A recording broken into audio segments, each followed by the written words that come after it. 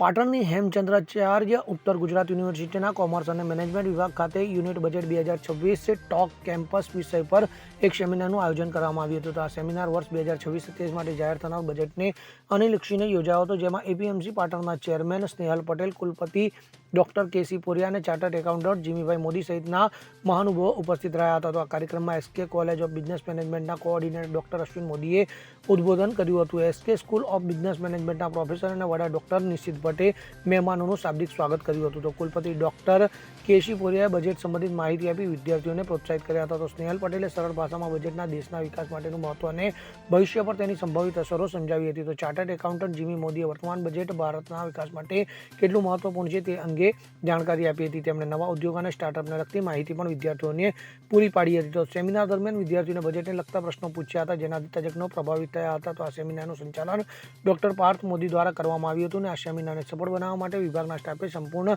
સહયોગ પૂરો પાડ્યો હતો. Bureau report CN24 news. હવે જુઓ દેશ દુનિયાની તમામ ખબરો તમારી આંગળીના ટેરવે. ઉઠાવો મોબાઈલ અને Google Play Store પરથી ડાઉનલોડ કરો અમારી CN24 ન્યૂઝ મોબાઈલ એપ.